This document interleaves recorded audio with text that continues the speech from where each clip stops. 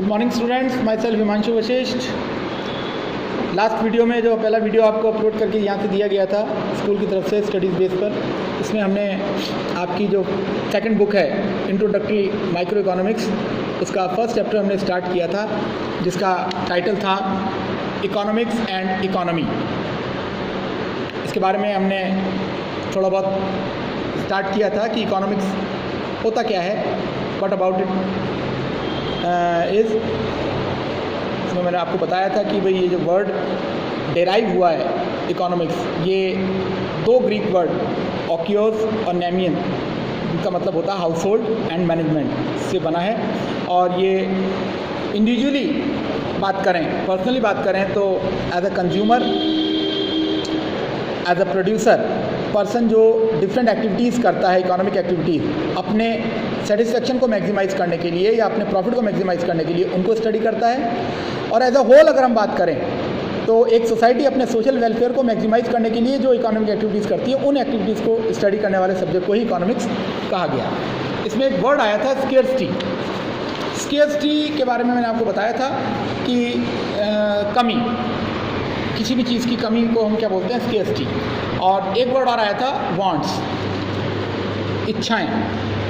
इन दोनों वर्ड्स के कॉन्टेक्स्ट में एक बात आई थी कि wants are unlimited and means to satisfied those wants are limited. मनुष्य की जो इच्छाएं हैं वो अनंत हैं, असीमित हैं, अनलिमिटेड हैं। एक सेटिस्फाई होती है, सेटिएट होती है, तो दूसरी क्रिएट हो जाती है। और उन वांट्स को सेटिएट करने के लिए, सेटिस्फाई करने के लिए जो मीन्स हैं, से मनी, वो हमेशा स्केर्ड रहते हैं, कमी रहते हैं। और इन स्केर्ड मीन्स को इस तरह से एलोकेट करना as a consumer, as a producer, as a society, कि वो अपने सेटिस्फेक्शन को, अपने प्रॉफिट को, अपने वेलफेयर को मैक्सिमाइज कर सके, ये मैनेजमेंट ही इकोनॉमिक्स कहलाता है। अब यहाँ से बात को हम थोड़ा सा आगे बढ़ाएंगे। Scarcity and choice is the essence of economics. तो जैसा भी मैंने आपको बताया कि स्केर्सिटी एग्जिस्ट करती है, हर लेवल पर एग्जिस्ट करती है। ऐसा नहीं है कि जो गरीब है उसी को स्केर्सिटी का सामना करना पड़ता है, जो मल्टी बिलियनियर है उसको भी स्केर्सिटी का सामना करना पड़ता है। तो स्केर्सिटी और स्केर्सिटी के चलते चॉइस, लास्ट वीडियो मैंने आपको बताया था, जैसे आपके फादर ने आपको 100 रुपीज़ पॉकेट मनी के तौर पे दिए और आपको कहा कि लीजिए आपके पैसे खर्च करने के लिए, जेब खर्चा, और आपके सामने 5 आपकी वांट्स हैं कि आपको आइसक्रीम खानी है, आपको गॉगल्स लेने हैं, आपको मूवी देखनी है, और आपको कुछ एक चीज़ें और लेनी है। इस तरह से 4 या 5 चॉइसेस हैं, क्या नाम से आपके सामने वांट्स हैं। लेकिन मीन जो है वो आपके पास केवल 1000 या 100 रुपीज़ ही हैं, तो वो स्केर्ड हैं, वो आप उनसे अपनी सारी वांट्स को सेटिस्फाई नहीं कर सकते। तो ऐसे कंडीशन में आप क्या करेंगे? ऐसी कंडीशन में जब स्केर्सिटी होगी आपके सामने, तो फिर आपको चूज़ करना पड़ेगा चॉइस का पाथ, चॉइस, चुनाव करना पड़ेगा। जो सबसे इम्पॉर्टेंट चीज़ है आप उसको सबसे पहले सेटिस्फाई करेंगे, फिर सेकंड पे आएंगे, फिर थर्ड पे आएंगे। और ऐसा करते हुए आप अपने सेटिस्फैक्शन को मैक्सिमाइज कर पाएंगे।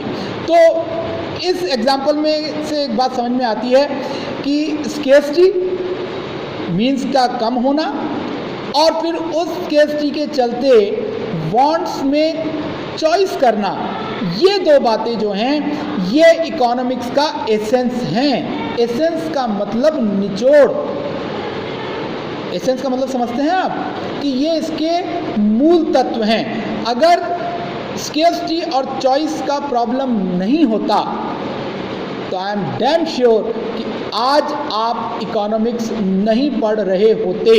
इकोनॉमिक्स नाम का सब्जेक्ट एग्जिस्टेंस में ही नहीं होता। इस इकोनॉमिक्स का जो इमर्जेंस हुआ है, इकोनॉमिक्स जो डेवलप हुआ है, वो इन दो प्रॉब्लम्स की वजह से हुआ है कि means are always scarce, wants are always unlimited, and we as a consumer, as a producer, as a society have to choose the path of choice. और इसी वजह, इन्हीं दो चीज़ों पर बेस्ड है इकोनॉमिक्स की सारी थ्योरीज, सारे concepts. That's why scarcity and choice are considered as the essence of economics. See, imagine yourself as the richest person on the earth. आप अपने आप को इस पृथ्वी का, इस संसार का सबसे अमीर आदमी मान लीजिए 1 मिनट के लिए। कौन है आपको पता है इस समय? At present time Tesla company के मालिक एलन मस्क हैं। तो आप अपने आप को एलन मस्क समझ लीजिए थोड़ी देर के लिए। Can you get anything you wish to get any time? तो अगर आप इस दुनिया के सबसे अमीर आदमी हैं तो क्या आप जो चीज़ चाहते हैं किसी भी वक्त, क्या आप उस चीज़ को प्राप्त कर सकते हैं? Certainly not. निश्चित तौर पर जवाब होगा नहीं। कोई चीज़ तो ऐसी होगी जिसको एलन मस्क भी अचीव नहीं कर सकता with the help of his money. No matter how much resources और मीन्स यू हैव। इससे कोई फर्क नहीं पड़ता कि आपके पास कितने रिसोर्सेज हैं, कितने मीन्स हैं या कितना पैसा है। These must be scarce in relation to your want. और कितना ही पैसा क्यों ना हो, ये पैसा, ये वेल्थ, ये मीन्स आपके वांट्स की रिलेशन में हमेशा क्या होते हैं? स्केयर होते हैं, कम होते हैं।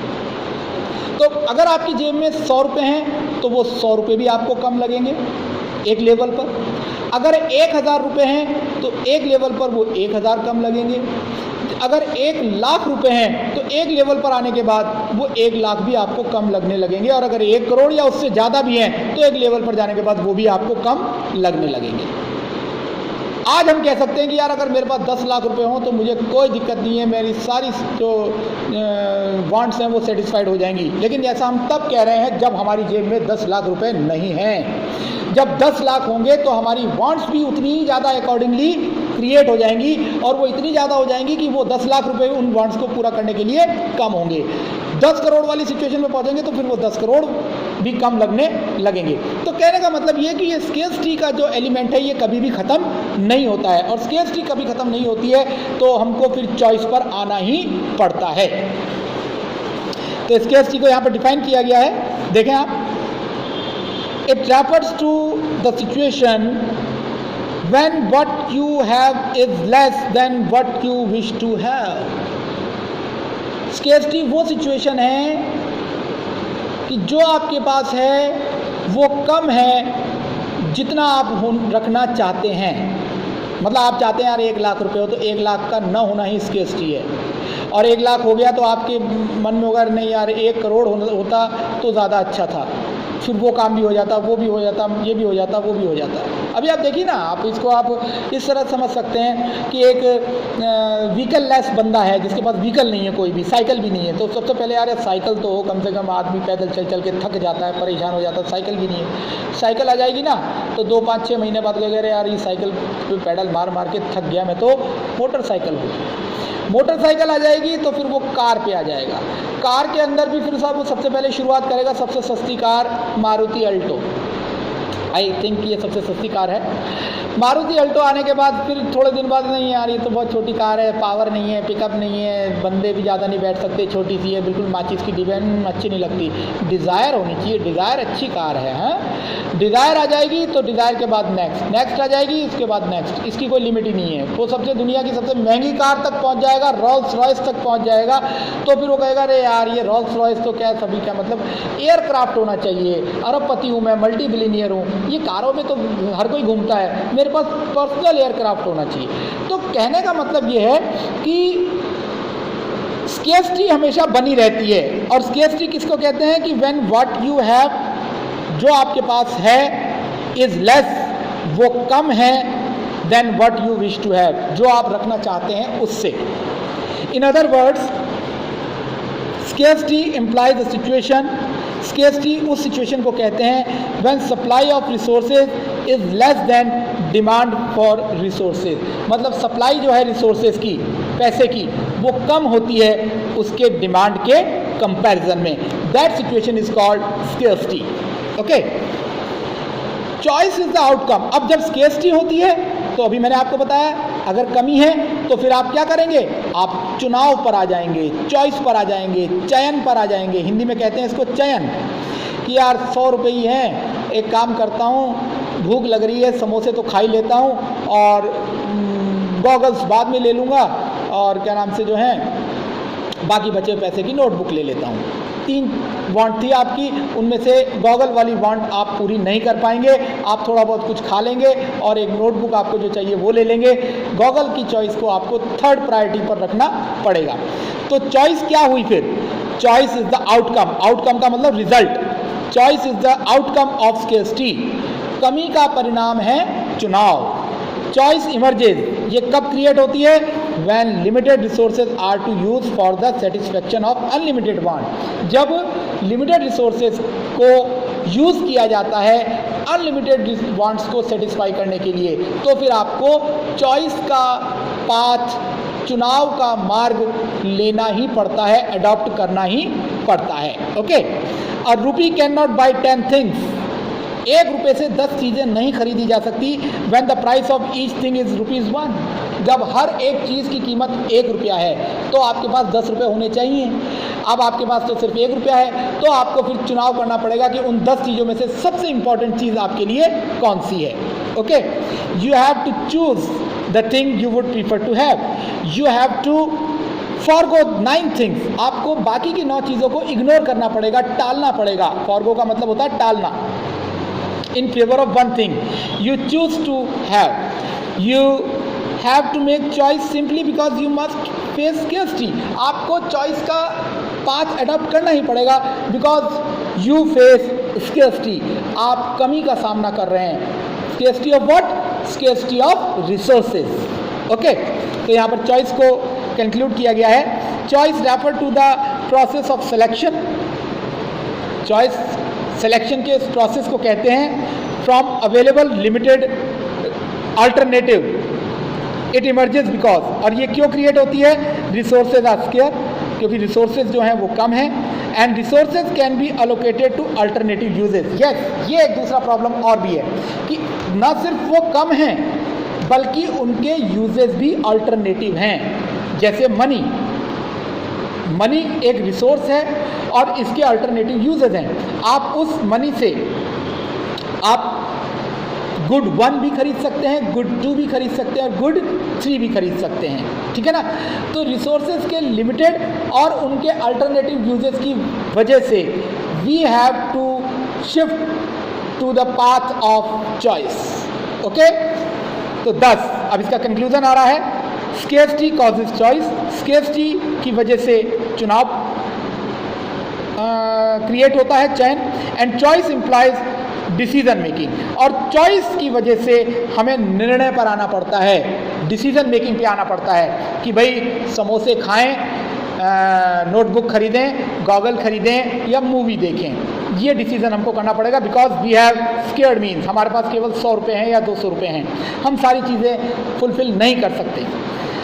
Decision making relates to usages of limited resources in a manner, और डिसीजन मेकिंग का मतलब होता है कि अपने लिमिटेड रिसोर्सेज को इस तरीके से काम में लेना दैट अगर आप कंज्यूमर हैं तो मैक्सिमाइज सेटिस्फेक्शन, आप अपने सेटिस्फेक्शन को मैक्सिमाइज कर सकें।